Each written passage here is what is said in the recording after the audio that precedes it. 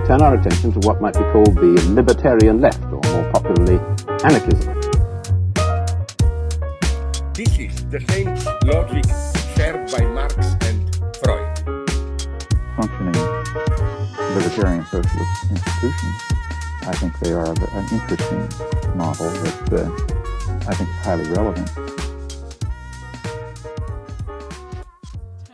Take two. Take two. Dipbuk, we went to the Tate Britain the other day, didn't we? Yeah, it was fabulous. We had an amazing time. Yeah. Eye-opening. Yeah, it was really New good. experiences. It was good. We sat in the sun outside. Yeah, roses.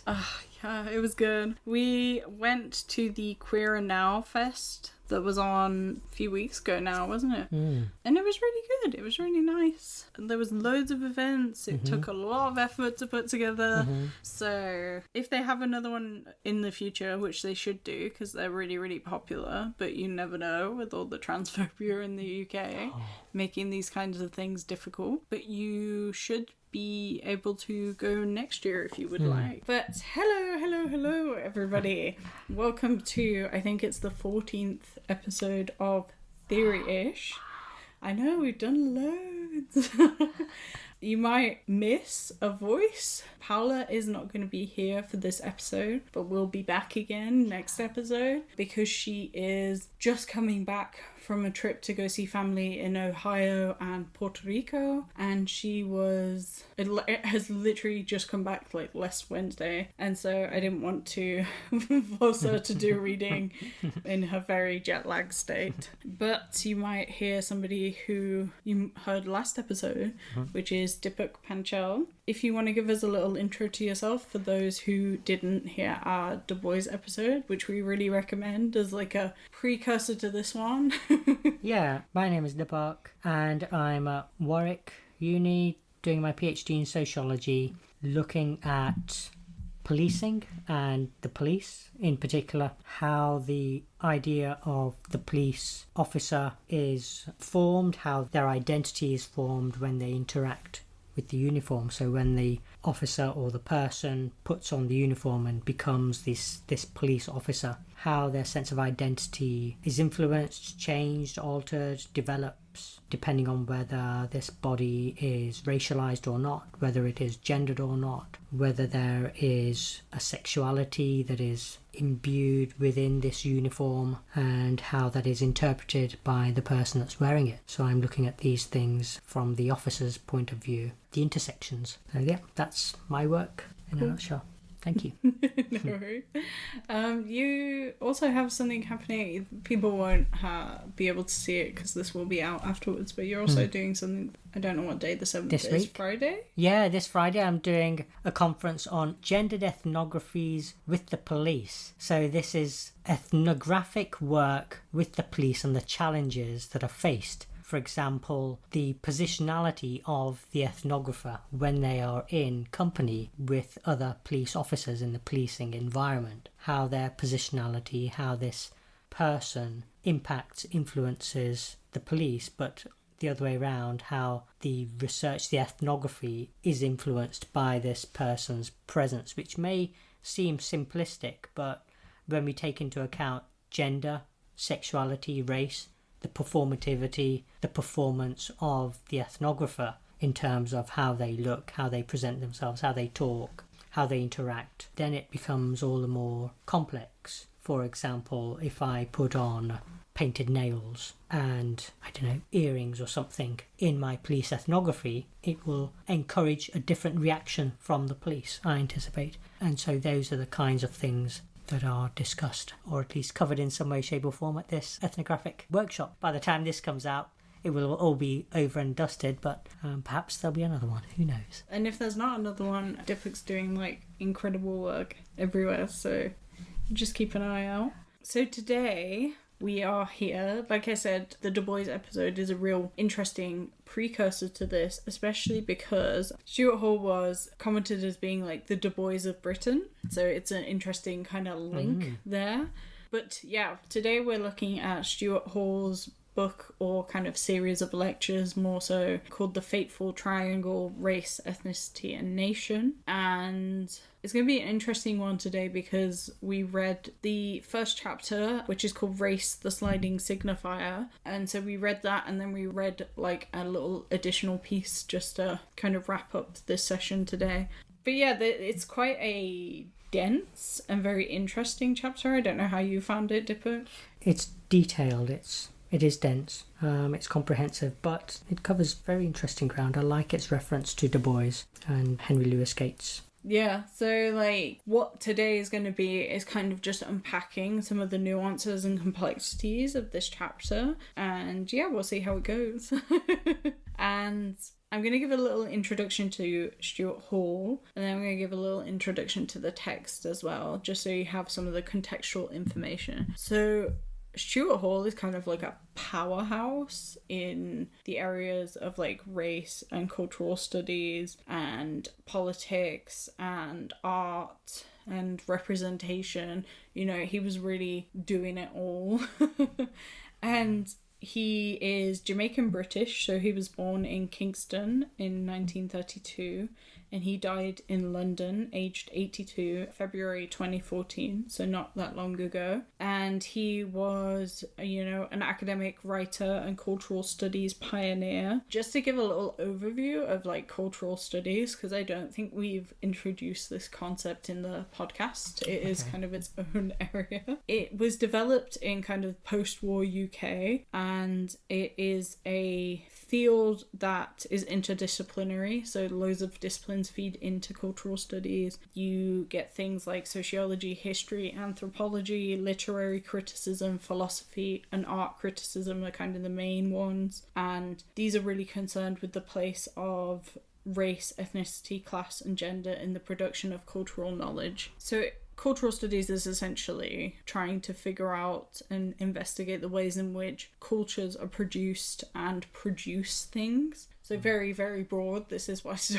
many things like fit into it. It was originally identified with the Centre for Contemporary Cultural Studies at the University of Birmingham, which I believe was founded in 1964. And it's also associated with scholars such as Richard Hogarth, Stuart Hall and Raymond Williams. And so, yeah, that's a little overview on cultural studies.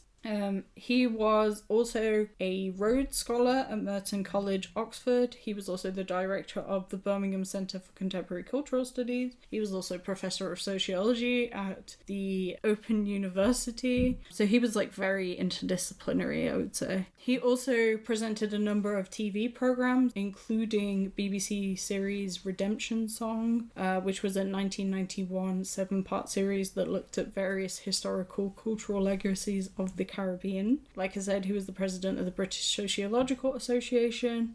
He was member of the Runnymede Commission on the Future of Multi-Ethnic Britain. He chaired arts organisations. Two of note are INEVA, which was a visual arts organisation that was about nurturing and disseminating radical and emergent contemporary artistic practice that centred global majority African, Asian and Caribbean diaspora perspectives, and Autograph ABP, which was all about photography and film to highlight race representation, human rights and social justice. He was the first editor of the New Left Review, and he gets associated with the New Left quite a lot. He was the founding editor of Journal Soundings, and he authored so many articles and books.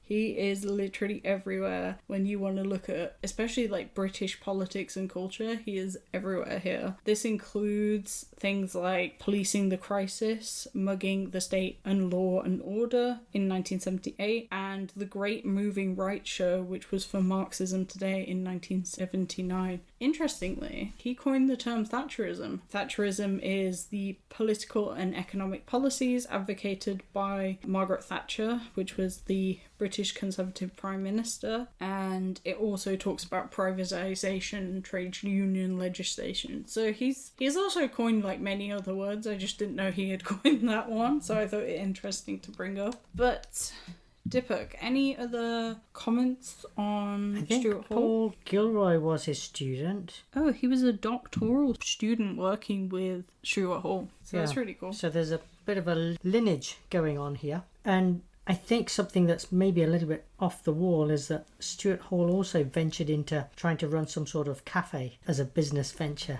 but I think it failed, so he's not so good at making coffee. The Partisan Coffee House. It was made by radical historian Raphael Samuel and cultural theorist Stuart Hall. I love that they tried to bring the like coffee culture of like ideas developing in the coffee exchange. Houses. I think they tried. I love that. Yeah, a bit like there was this intellectual square going on in London where UCL is and Birkbeck. Anyway, so these are kind of random things. Stuart Hall is being just iconic all over the place. Yeah. So another question I kind of wanted to ask you, dipbuk, is what is your familiarity with Stuart Hall's work? Stuart Hall's work is extensive. It's not something I could say I'm familiar with Stuart Hall's work. I'm familiar with certain aspects of it and appreciate his work. I'm familiar with the floating signifier. I'm familiar with some of his work on race, on cultural studies, media, crime. I'm familiar with his book Policing the Crisis, Mugging the State. Yeah, where the offence of mugging came about and Stuart Hall critiqued it. Robbery, the euphemism being mugging, at least that's how it was interpreted in the 80s. So I'm familiar with the criminological aspect of Stuart Hall's work. That work resonates with me, and as I speak about that, the song Past the Duchy on the left-hand side by Musical Youth comes to mind, because that was in the 1980s. That song was banned at my school. We weren't allowed to sing it. If we were found or heard singing it, we'd get detention. So that's the kind of thing that Stuart Hall's work connects with in my mind. The main thing that I have, I guess, familiarized myself with Stuart Hall, Stuart Hall again is like one of those people who's just like floating around, who everybody references, but I'm more familiar with his theories of representation and how he kind of moved understandings of representation. So say like a film, or I guess he speaks more about news stories. News stories are not representing an essential truth. They are showing multiple truths or understandings of representation, and also there's another word for it, but essentially they constitute meaning around the representation. So they're not just like the thing happens, it's being represented and you see it. There's also a meaning making pattern that's going in there. So that's really interesting because I use representation and stuff in my own work. But the exact text that we are looking at today, as I said before, was a 2017 book. So it was put together after he died, but it's work drawn from lectures that he delivered at Harvard University in 1994. So he discusses power relations that permeate race, ethnicity, and nationhood. We are only looking at one of these lectures today, so we might look at more in the future. I know Paola's particularly keen on understanding Stuart Hall a bit more. And he also looks in this book about how oppressed groups broke apart kind of old hierarchies of difference in Western culture. So how things like migration and the forced movement of people starts to disrupt this understanding of hierarchy within Western cultures. He also thinks about how race has been understood from the Renaissance to the Enlightenment as this fixed, unchangeable thing, but actually he showcases kind of how blackness becomes redefined numerous times and how identities and attitudes are constituted through language itself. He talks specifically around as well race being seen and blackness being seen as a sign of solidarity for Caribbean and South Asian migrants who fought against discrimination in the 1980s in Britain. Connecting back to last episode, there's lots of discussions of Du Bois in this particular chapter. He's drawing a lot on, or trying to connect his own existence and understanding to kind of how Du Bois was trying to imagine race. So yeah, I've kind of asked it already, but how did you find reading this chapter? It needs groundwork. So when Stuart Hall is writing, you can't just read it on its own. With these works, you have to make references to connections. When he's talking about Foucault, Derrida, he talks about Fanon, he talks about Appier's work. there are all these references that he's making and drawing from. You need to at least have touched upon these various noted people in order to understand the argument that Hall is making, which is powerful in and of itself, but when you include these other references, then you start to see the multifaceted richness and the power of Hall's argument. He makes a very strong, compelling argument. And I think one of the things that strikes me about Hall's work is that, yeah, it is contemporary, but like Du Bois, I feel as if there is a longevity in the work. Like you were saying, it's really well done. I find Sarah Ahmed writes kind of similar to how I see Stuart Hall writing, which is starting with a certain concept of theory and then building on that and then building again. So essentially at the end, it becomes more and more complex and kind of multifaceted and interesting. But like you were saying, I guess one of the difficulties maybe with getting into Stuart Hall's work is having to understand all these different concepts. He does like lay them out and lay his references out really clearly, and he doesn't use too much. Like, it's not unnecessary throwing references in there for the sake of throwing them in there. They all do something really important. So if you want to like unpack it, I guess that's kind of what we're going to do today, is break down some of these theories and concepts and people he's drawing from to give you a understanding of his concept of race as a sliding or floating signifier, as he later calls it. And even just, what does a sliding signifier mean? What does it mean to have a signifier? So to start with then, I think it's nice and helpful to outline what he means by two terms that he uses very liberally, and he even announces that he's going to use like one of them liberally. So he uses discourse and discursive. And discourse he uses in his own particular way, but I guess as far as I'm understanding, Hall's understanding of discourse is kind of how discourse is understood within sociology today, or it's how I learn about what it means. But I think also there has been a habit with associating the word discourse with things like text and speech. So I keep repeating this word. Discourse in sociology is any practice through which individuals imbue reality with meaning. So this can be anything, right? The way we attach meaning to the things around us. Sounds kind of abstract, but he does use this later in very real ways. So all you need to know is it's a way of giving things meaning. Now he says on page 46, quote, discourse, yet by it I mean not a set of textual pyrotechnics, but rather a overall view of human conduct as always meaningful. So he's like essentially saying the same thing as what I was saying. What humans do is meaningful and creating meaning. When you say that, I think of his work in criminology when he speaks about mugging. And one of the photographs in his book is of police, black and white police officers wearing those domed hats, white male police officers with the chin strap down. So when a police officer has the chin strap down, it suggests that the reason why they would wear it like that is when they are in a place of disorder. And that chin strap, for me, it's really striking. It brings back memories of my time in the uniform. When I would have to do that, then I would have a baton in my hand. And that's what this picture shows. And it's a picture that suggests there is disorder, there is violence, and the police are this authority. That's, one could call it a riot, but on the other hand, looking back at it as we have greater insight, perhaps an uprising, perhaps resistance. This is what is interesting about discourse, right? And so when you're talking about the police, for example, I do not believe this, I'm just putting that out there. But some people see the police and would see that chin strap as like reinforcing order or good policemen doing their jobs, right? Or like safety in the neighborhood, or there's trouble but I'm not in trouble. You know, this used to happen a lot because I used to live in a pub, and so if the police turned up because we were working behind the, you know, that was a good thing for us.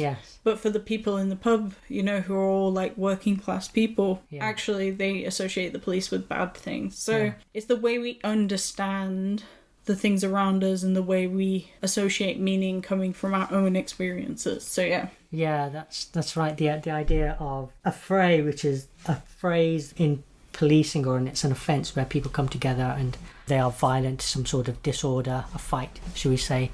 So there's the suspicion when the police go into the pub and see the staff, they are not under suspicion of causing an affray, but the people on the other side of the bar, where drinks are drunk, etc., the working class people, they are the ones under suspicion. They're the ones that are involved in this moving discourse. If we think about then the next word that he uses a lot, which is connected to discourse, which is the word discursive, which basically means the systems and practices through which members deal with behaviour. So if we think about the police example, it's the way people would deal with, say, the police coming into a pub. Do they leave? Do they get out of the way? Do they smile?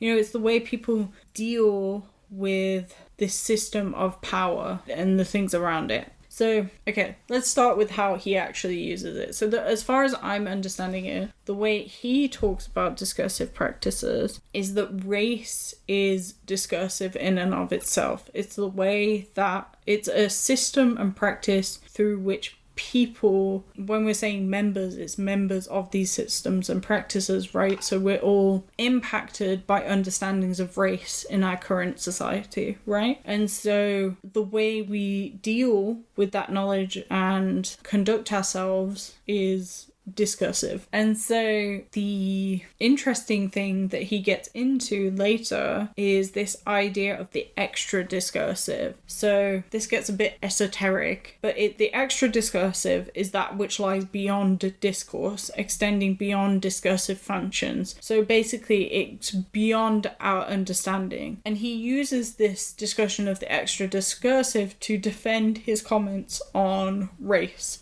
essentially, because he brings up like 3 points of like how people might refute his argument, which I thought is very clever. It's like almost preparing, or like, I don't have to write another thing, I'm already doing it here, you don't need to look anywhere else for it. Especially because this is a lecture as well, so you're reacting real time to what people might be thinking and saying, which I think is interesting. But an example of an extra discursive thought or an extra discursive imagining is this idea of, okay, what if tomorrow we all woke up without identity, or we all woke up as non-racialized beings? We don't exist inside theories of race, like it just goes away. And he essentially says, and he draws on Judith Butler to do this, and he unpacks this really on page 50, but he basically says that the extra discursive will always be determined by what we can imagine right now and what we know right now and what the discourse is right now. And so his example is, we can't imagine what a non-racialized society would look like because we are living within a racialized society.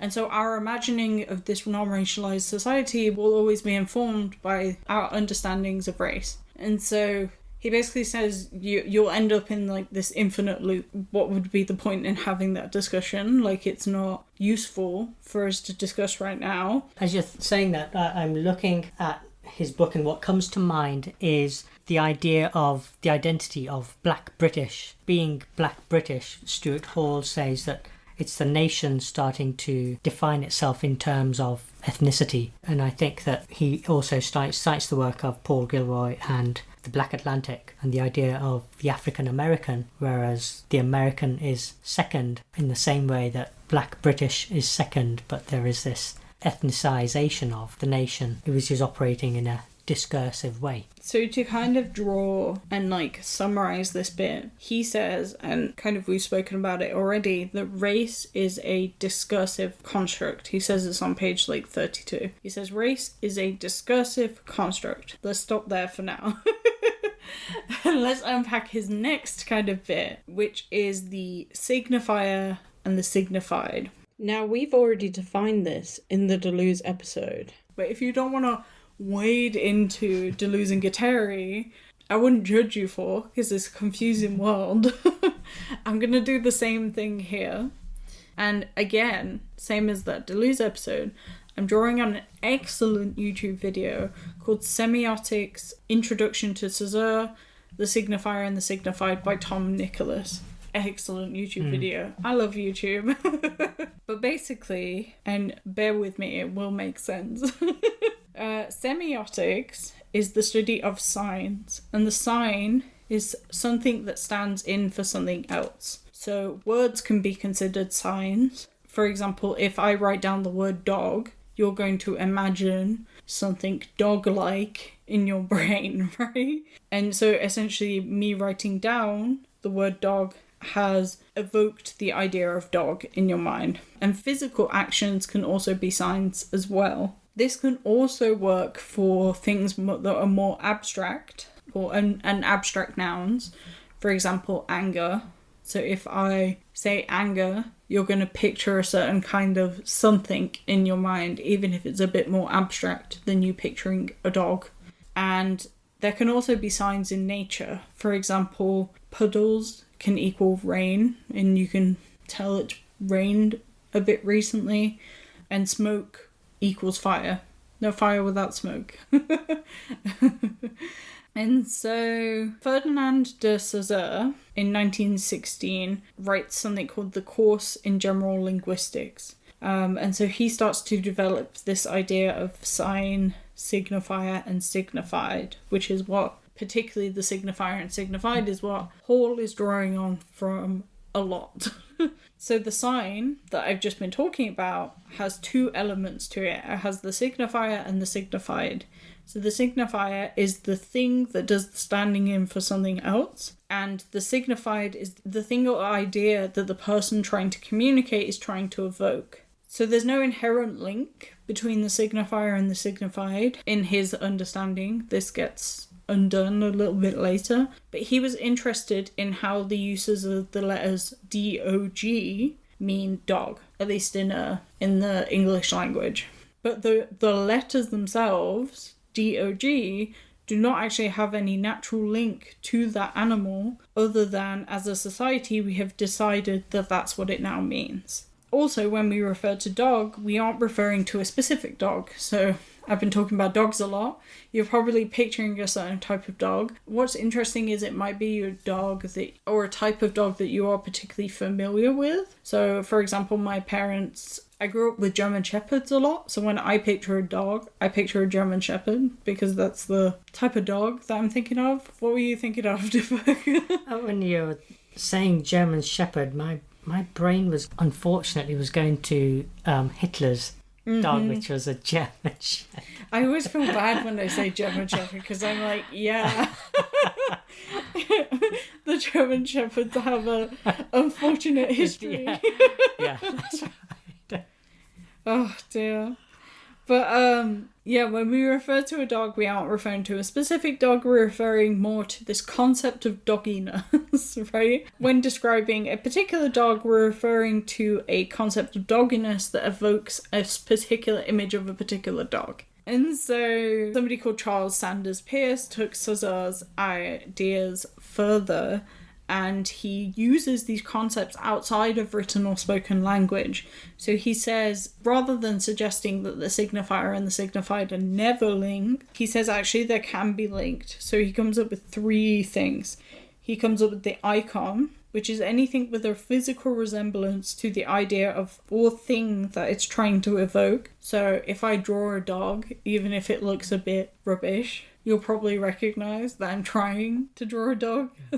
Icons also remind me of, do you know when you have a stop sign? Like that kind of iconography is like associated with stopping. The circle with a dead cross going through. Yeah, even though that actually just means nothing. Yeah. We've given it meaning. So the index is a link to the thing that is being evoked by direct relation. So when I said smoke from a fire, you might not necessarily see the fire, but because you're seeing the smoke, you are linking it to the thing that is creating it. This is also used to describe signs that require a direct link in order to make complete sense. So, for example, when I say me, and you say the word mean, they mean different things, essentially. But we're evoking a sense of self. And then symbol is there's no relation between the signifier and signified. So language is a good example of this. And traffic lights are also a good example of this. They are symbols. But basically, red means stop, amber means... Don't go yet. Okay. It's a midway. Can't drive. Oh dear. I drive. I think I've failed now. Green means go. Yeah, green means go. But basically, these symbols mean things to us, Yes. right? Amber means go with caution. Like caution tape, for example, Yeah. means like don't pass. And so understanding how meaning is made through communication is really important, and signs and signifiers and the signified do this. And that's where I'm going to stop with that. As you say that, I'm thinking of the signifier, and my brain is always in the criminology policing world, at least when I'm interacting, unfortunately. My brain is often in the policing realm. So when you say icon and signifier and dog, I think of even if there is a leash or a police officer and a van, the dog doesn't necessarily have to get out. If the van starts to shake or if there's a lot of barking, then it suggests that there's something fierce inside and that you better get out of the way and don't go anywhere near that van, because what's going to come out is something with big teeth. More often than not, it will be a German Shepherd or a Rottweiler if you're really unfortunate. It's not going to be a Labrador or a Labradoodle unless drugs are involved. But it's usually, as I say, the iconic image is of this German Shepherd, and the symbol is the van. And it doesn't, the police van, the dog doesn't even have to come out in order for people to know that there is trouble inside and they better behave. And so Stuart Hall says that race is understood precisely in terms of metaphor and metonymy. So he's saying basically race becomes, as our main discussion of this chapter, race is a discursive construct, a sliding signifier. And, you know, just a little reminder, the signifier is the thing that does the standing in for something else. So it's referring to something, even if we don't necessarily know what that something is. You know what I mean? And so when we say sliding signifier, we also mean floating signifier. As far as I understand it, he uses them both just the same. He uses them in the same chapter. He just decides to change his mind. Yeah, I think for Sliding the time and being in this context, they're the same thing. I imagine that he's more discerning later on and that he makes delineations as to what is the float. So I'm going to read out this long quote, but I think it's helpful to like wrap up kind of all these different terms I've been throwing around. So his main argument in this entire essay, and it's on page 45 at the bottom in the copy we're looking at, he says, "I do nevertheless want to advance the scandalous argument that socially, historically, and politically, race is a discourse, that it operates like a language, like a sliding signifier, that its signifiers reference not genetically established facts, but the systems of meanings that have come to be fixed in the classifications of culture, and that those meanings have real effects not because of some truth that inheres in their scientific classification, but because of the will to power and the regime of truth that are instituted in the shifting relations of discourse that such meanings establish with our concepts and ideas in the signifying field." All of that sounds like a lot, I know. We're going to unpack it though. I think as you say that, a signifier, again, that the idea of the dog and the van, the German Shepherd, if the listeners were to close their eyes and think of a police van without windows, so it's not a transit van, it's much smaller, and it contains a dog, but you can't see the dog. All you can see is this van shaking, but you can hear something inside. Sounds like a German Shepherd. Around you, what would you associate with that immediate environment? You wouldn't associate calm, quiet, Sunday afternoon, sipping coffee. You would associate some sort of trouble, disorder, perhaps at night. Perhaps there are lots of young people around. Perhaps there's lots of shouting. There's some sort of violence. It's not people around there having a picnic, sipping wine or drinking hot chocolate. There's something much more visceral, much more palpable going on. This is the signifier that is brought about as a consequence of the interaction between the symbol and the signifier, the icon and the traffic signs. And it's also reminding me, and I know Hall does specific work on this later, of discussions around stereotyping and stereotypes being associated with certain people or certain groups or certain things. That's because when we're talking about these systems of meaning, stereotypes acquire meaning through these discourse, essentially, right? So basically, those are just some examples. But the beauty about this concept of race as a sliding or floating signifier and as a discursive construct, and I think construct is also a word we've not really unpacked here, it's constructed. It's not fact. It's not based in any kind of essential truth. It is constructed. And so I lost where I was going. I wonder if it's like the construct of the corner shop. Mm-hmm. When you think of the corner shop, what things and images come to mind? Mm-hmm. There are connotations with that. Yeah, exactly. Something like that, right? Like, it's something so abstract. Like, when you break it down so it's like bare essentials, it's very abstract. And the corner shop is also, as far as I understand it, there are certain like British connotations. Absolutely. So again, something so abstract, you're creating more specific ideas, right? Yeah. So this is, again, to finish up my sentence, because I remember where I was going, this is the beauty of this concept, because it can be so kind of abstract but so specific at the same time, and I think it's really interesting. And so to unpack this a little bit more, Hall talks a lot about biological essentialism and genetics and the effect it has on race. And so to define biological essentialism, we've done it a couple of times in previous episodes, especially with relation to gender, but biological essentialism affects other things as well. So it's this idea that all we are, our essential being, is based in biology. We are made up of just our biological parts, and that is how we gain meaning, right? And when he's talking about genetics as well, he's also talking about things being passed down to us from our predecessors, right? Our family and the people who are related to us, right? And so what he's saying, though, and what lots of people say, is if you solely rely on that essentialist notion, there's really no movement. It becomes this like rigid thing, right? And what he's trying to argue is actually race is not some essential thing. It does have movement. It has created meaning through systems of meaning, right? Through discourse, through signifiers, through different things standing in for different things, right? As you say that, I was at a conference on anti-racism and pedagogy as process at Warwick University, and Kulwant Bhopal was speaking about white supremacy culture, I think, and in the audience it was very diverse. But as she spoke, there was a white female in the audience, and she said she felt guilt, that she was acknowledging how there was complicity with whiteness, with being white, and there was complicity with operating in a system that benefits her white supremacy culture. And yet there was other people in this audience where, when Kulwant was speaking about white supremacy culture, their brain was going towards racism. And there was, on the one hand, this subjugatory feeling, but on the other hand, there was this feeling of guilt and dominance. It's really interesting. It reminds me of a YouTube video I watched a little while ago from somebody called FD Signifier. So he does loads of YouTube videos on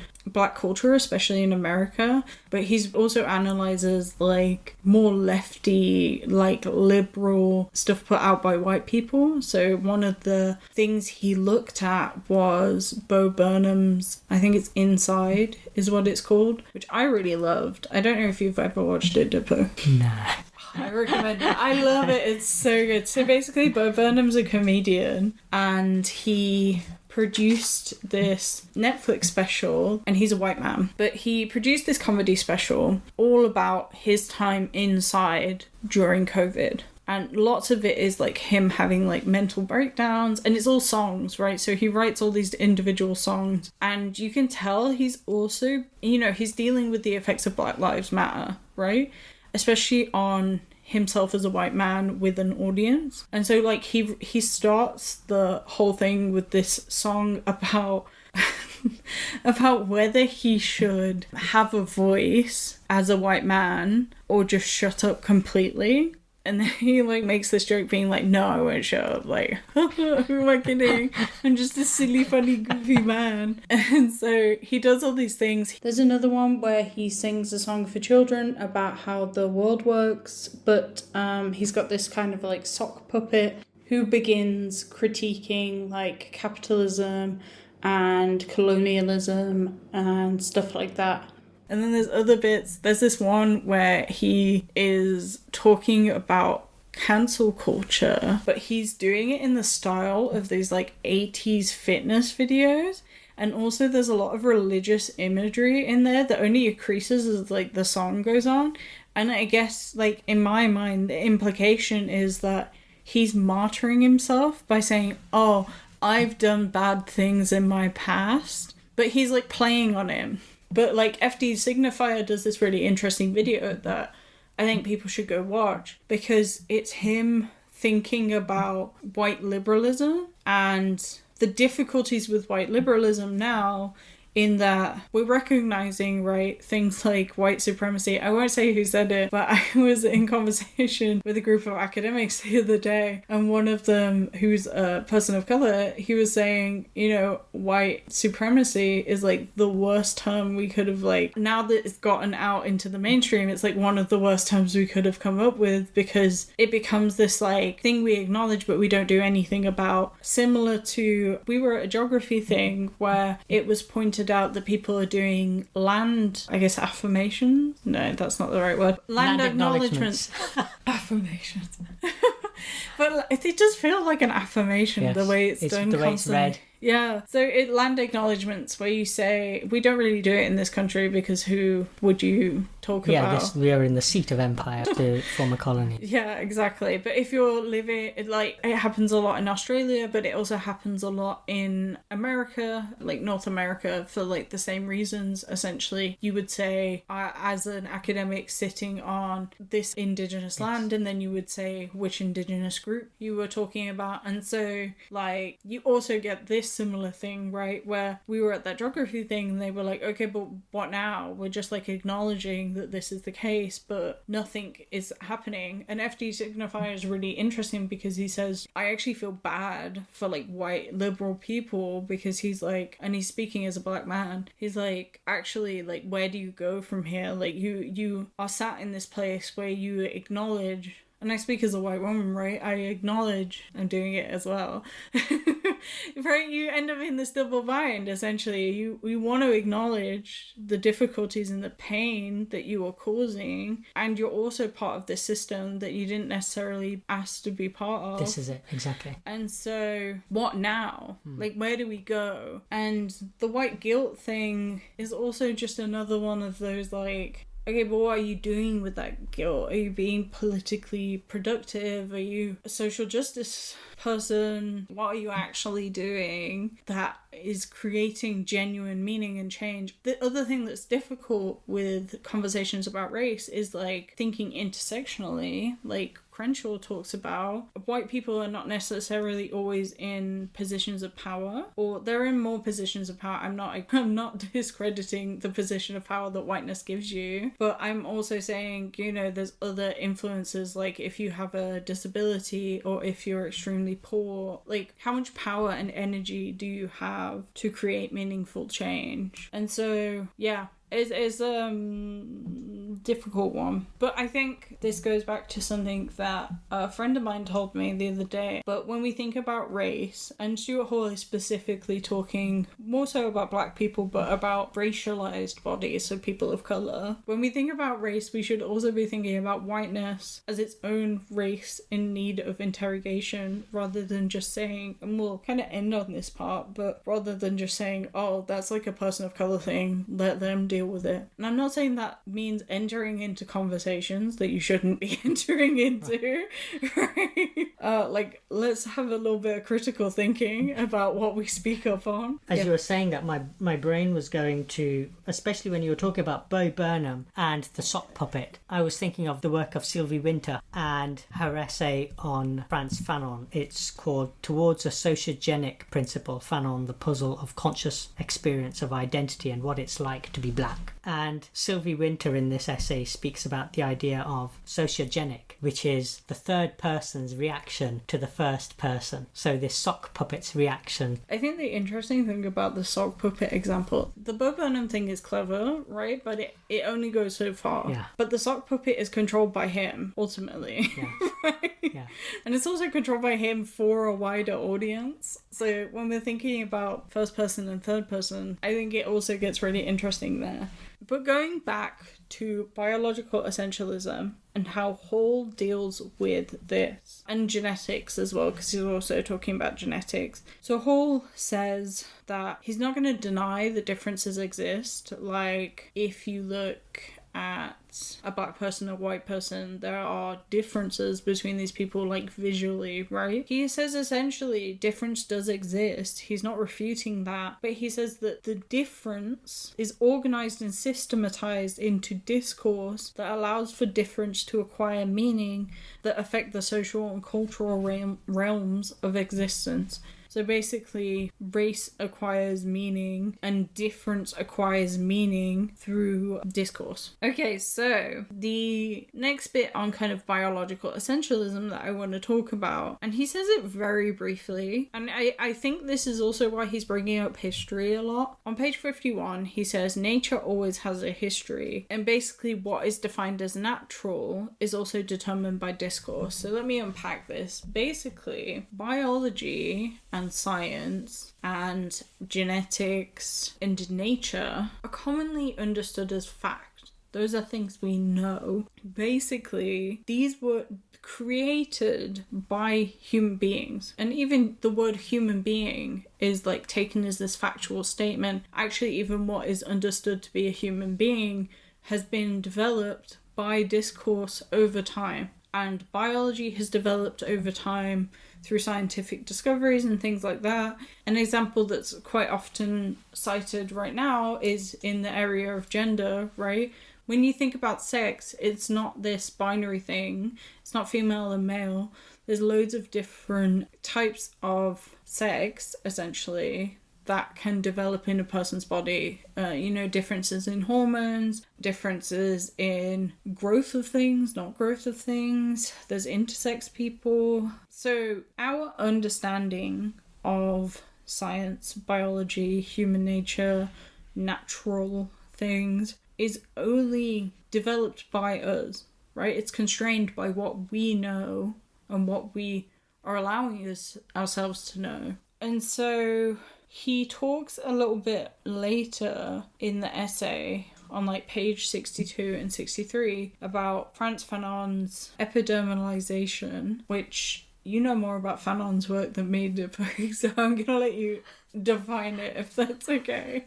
Fanon's work in terms of black skin, white masks? Yeah, that's what he's talking about. So the idea that, yes, you have black skin, the natural world, or in terms of discourse, doesn't include the black skin with having any agency. It's the black skin as being something that is navigated around, and the person with the black skin navigates, but the person with the white skin negotiates, has the power to negotiate. So it's this black skin, white masks. Fanon is talking about how there is this power, this need, this yearning to shed this black skin and to put on a white mask. The power, the experience that comes with having a white partner, for example. Fanon talks about this in one of his chapters at a bit of length. He goes on a bit. Having a white partner will give you access to certain spaces, certain places. You won't necessarily be a space invader. You will have access through your partner into certain spaces, and you will be less likely to be thought of as someone that is interjecting this space, but you have some sort of legitimate access, some right to be there. So black skin, white masks is powerful, but the criticism is that it talks about the black skin. It doesn't necessarily talk about any other pigmentation, but later works do cover that. So Hall talks about this epidermalization alongside the sliding signifier, essentially trying to make space, I guess, for Fanon's work within his own concept and theory. So he basically says that, quote, what looks literally as if it fixes race in all its materiality, the obvious visibility of black bodies, is actually functioning as a set of signifiers that direct us to read the bodily inscription of racial difference and thus render it intelligible, end quote. So essentially, because we have these signifiers, which is these things that stand in for other things, that gives us systems of meaning to read other bodies and people and racialized bodies and racialized beings, essentially. And I've said it a few times already, but he does talk a lot about race and racism as this kind of system of meaning.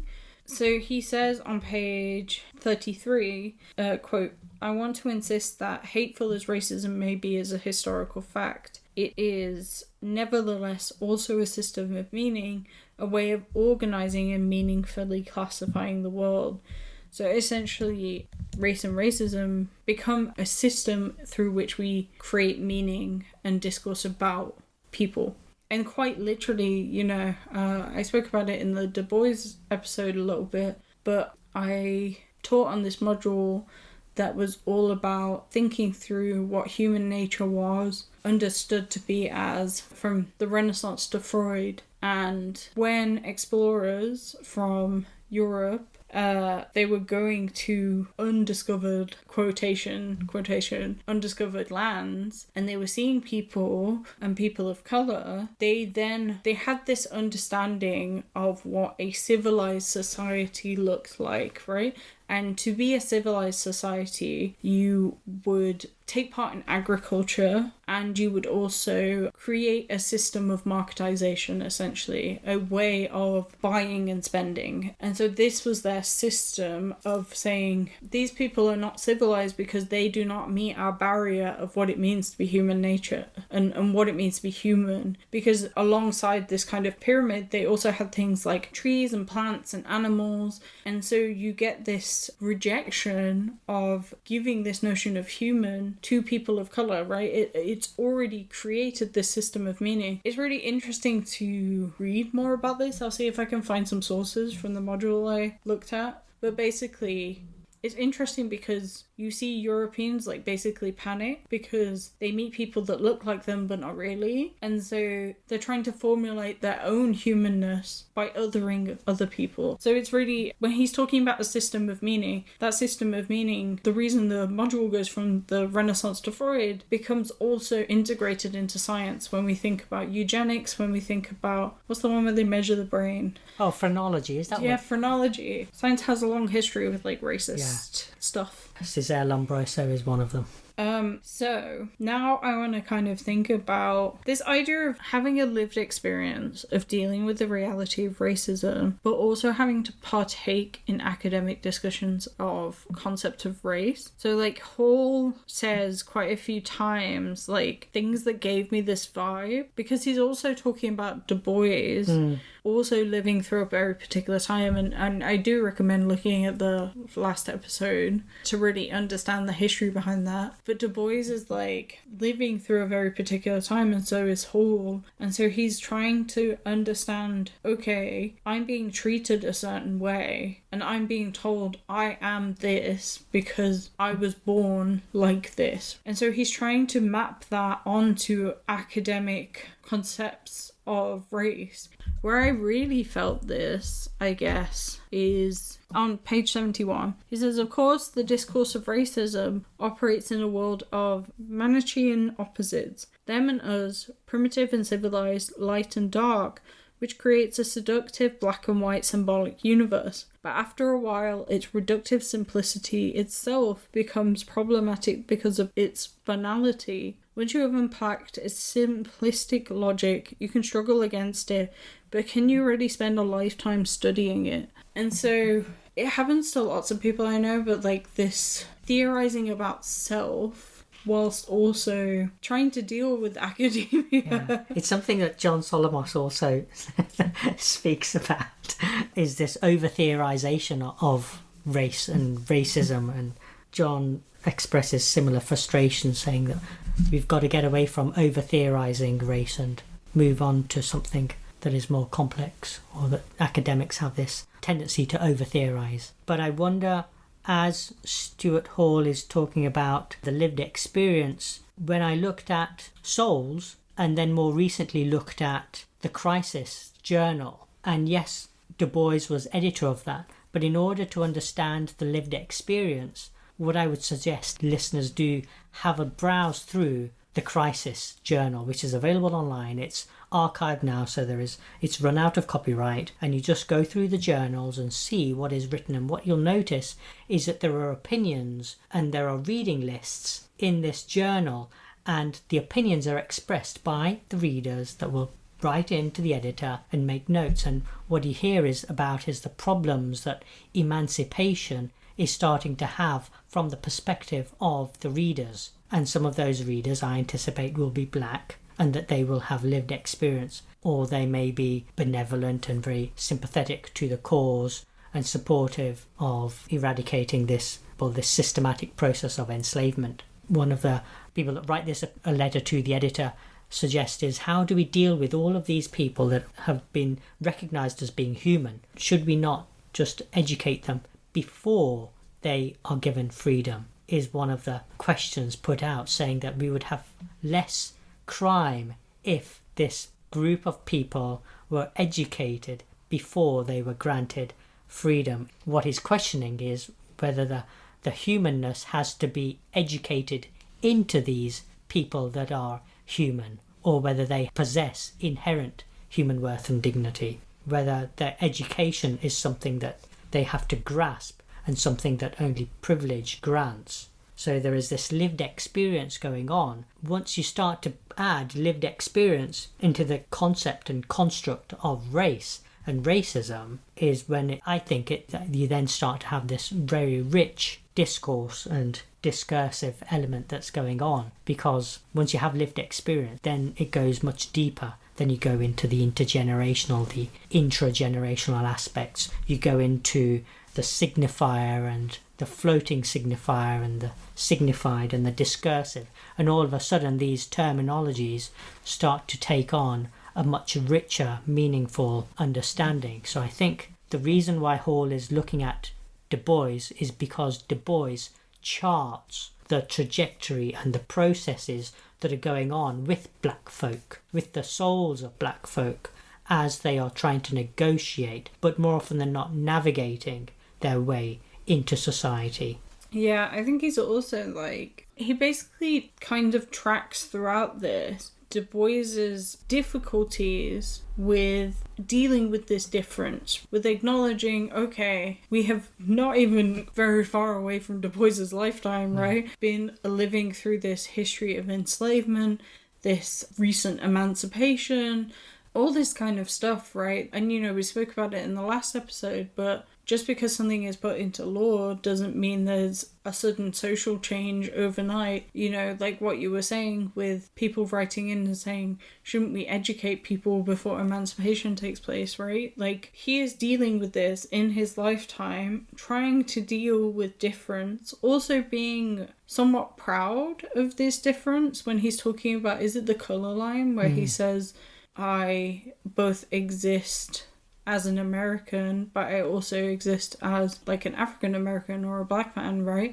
These two things push and pull against each other, and I don't want to let either one go. And so I think he's also drawing on and trying to understand where Du Bois was kind of having difficulties moving past a certain kind of thinking, right? And like you said, charting where we are now. And so the last kind of big concept that I want to talk about is the role of power and the relation of power. And when we talk about power, like in a previous episode, we're bringing up Foucault. He's everywhere. I told you. He makes his way in. He is here to stay. So Foucault develops something called power knowledge. So it's written in the text as power-knowledge, but I've also seen it written as like power/knowledge. And it's this idea that power is constituted through accepted forms of knowledge and scientific understanding and quote-unquote truth. And so when I say truth, it's not truth as in this kind of objective truth. It's this truth as a constructor and construction of power itself. Paul uses power, knowledge, and difference. So he adds difference on to essentially expand Foucault's theory to say, like what we were saying before, about how difference exists, but it is organized and systematized in ways that allow difference to acquire certain meaning. So in the same way that power constitutes and is constituted through knowledge and scientific understanding in this notion of a more subjective truth, difference is also doing the same thing. And so when we're talking about power as well, and we've kind of touched on it a little bit in this episode about these relations of power, when we are talking about racism, for example, racism in the way that we understand it today is defined and gains meaning from our relations to each other and our relationships to each other and the structures we are born into and continue, whether willingly or unwillingly, right? When you mention power, knowledge, difference, I think of the discrepancy and the racialized awarding gap in universities. And when we look at power, knowledge, difference, think about scripts and exam papers or essays being marked. They're marked blind, yet there is a statistically significant difference in terms of undergraduate awards for firsts, 2-1s and 2-2s based along racial lines. Now one could argue that that's just happenstance, but when it's statistically significant, that suggests that there's something much more going on when people of a racialized group are less likely to get a particular classification. In this instance, it's first-class degrees. So is there a race, when the question arises, is there a power-knowledge difference? On the one hand, one could argue, well, this is a deficit problem and that we need to coach people how to write proper essays. But as Du Bois has written over 100 years ago, souls of black folk are not deficient. So when there is a power-knowledge difference, are we talking about something that has become naturalised?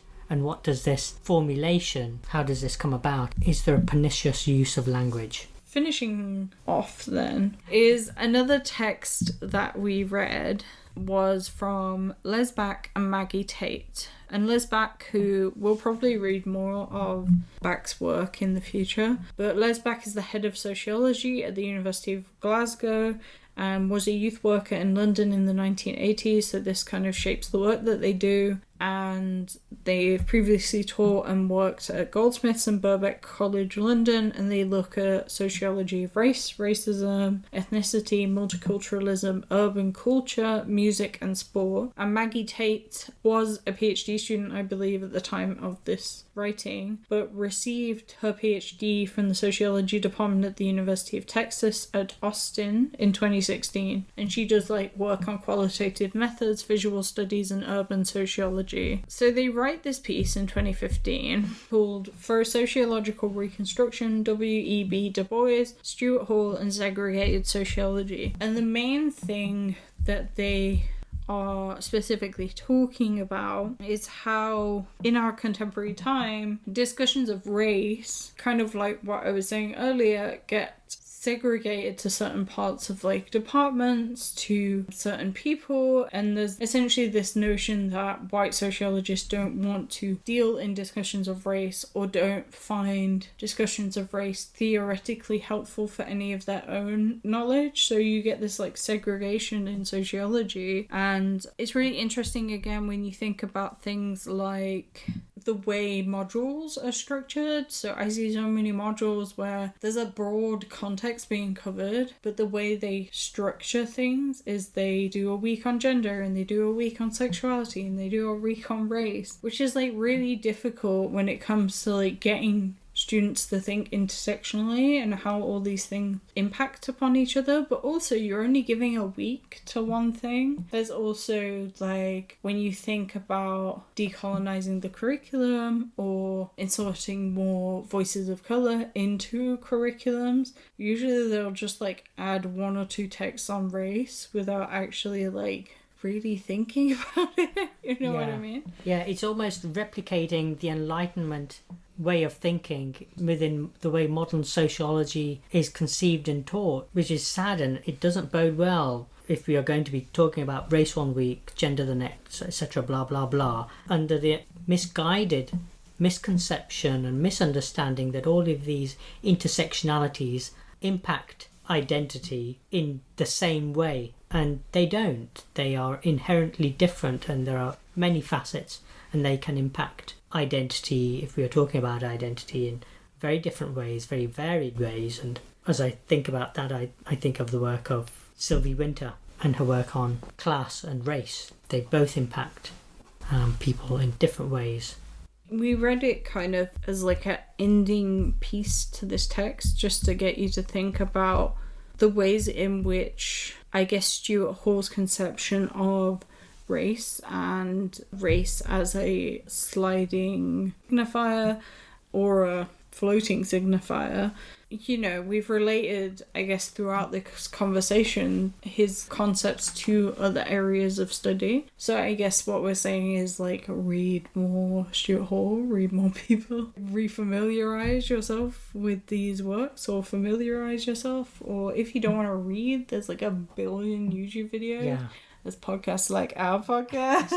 Yeah, absolutely. Listen to our podcast.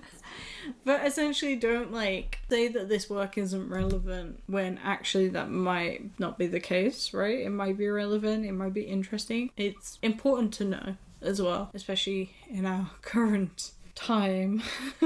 So to finish off, let's talk about Permissible Beauty. Okay, cool. As we said at the top of the episode, me and dipbuk went to Tate, Britain, to go see the Queer and Now Festival. A really interesting film screening that we went to, which was the first film screening within the UK, was a project called Permissible Beauty. And if they ever release it online, I'll link it down below, but if they actually ever release it online, I just highly recommend. Like, it was so interesting. But essentially, it is a project and a portraiture project that responds to the absence of Black queer visibility in the story of Britain and British heritage. And so they think about British Black and queer identities. And so it takes place at Hampton Court Palace. And Hampton Court Palace, there's a load of portraits called the Windsor Beauties. And essentially it is just like white women in all these like fancy portraiture, essentially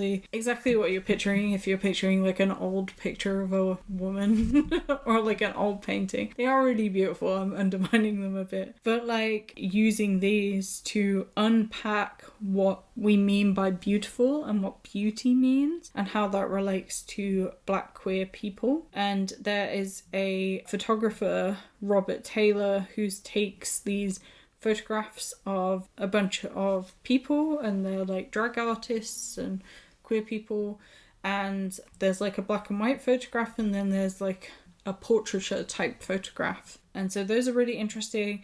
And then there is performer and art historian David McAlmont, who is talking throughout the piece in this like very Shakespearean type speech, essentially, but it's done in this like really clever way. So if it ever comes out, I highly recommend. But it kind of relates to what we're talking about today when we're talking about unpacking and reconstituting systems of meaning and what we understand beauty to be. But yeah, dipbuk, you were there as well. What do you think? Yeah, it was moving. It was moving because I was seeing people that were expressing themselves from within, and it was powerful. It was powerful because it felt like they were being themselves. They were expressing their creativity, their artistic identity, but also what was within their soul. They were expressing that.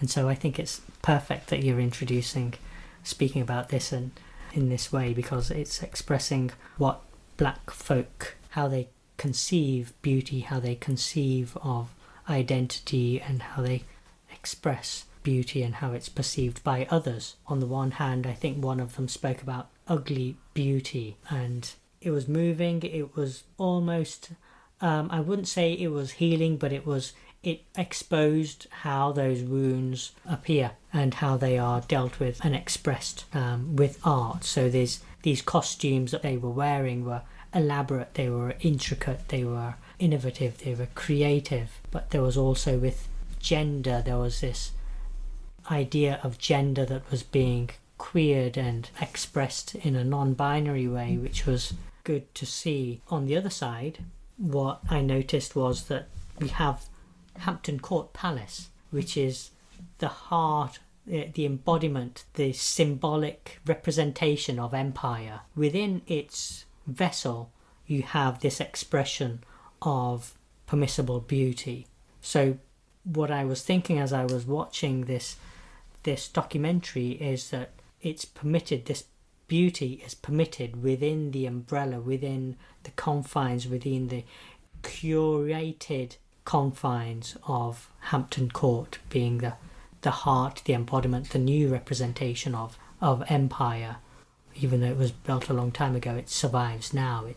This room was done up, it was restored. You could see who had been painted. It wasn't black folks, it was white folks that were painted in elaborate costumes. But within these walls, within this vessel, you have permissible beauty. Permitted by whom? The last other thing I want to shout out, if you want to know more about Stuart Hall but don't want to read a billion books or other things, and I'll have some sources down below or in the description, wherever it may be, is the documentary The Stuart Hall Project, which was from 2013, that covers kind of the life and times of Stuart Hall and cultural studies and the New Left. So it's really worth checking out if you want to know more. But before we go, dipbuk, do you have anything to plug? Okay, anything that I'm doing? Oh, I'm doing a conference in Bristol on the lived experience of policing and identity and queered uniforms. So we have the International Autoethnographic Conference in Bristol, and I'm presenting. Amazing. Okay, so we're going to leave this episode today. I will see you in the next one with Paola. Goodbye. Bye. Bye. Thank you. I don't know why I'm waving. Thank you so much for listening to Theoryish. We really appreciate it and would love to hear your thoughts. Check out our Instagram, Facebook, TikTok and Twitter at Theoryish_pod for up-to-date information, and please rate, follow and leave a review wherever you're listening to the podcast. If you're interested in finding anything we have mentioned in the episode, please check our show notes or description to find more details. You can also contact us at theoryishpodcast@gmail.com. See you next time. Goodbye.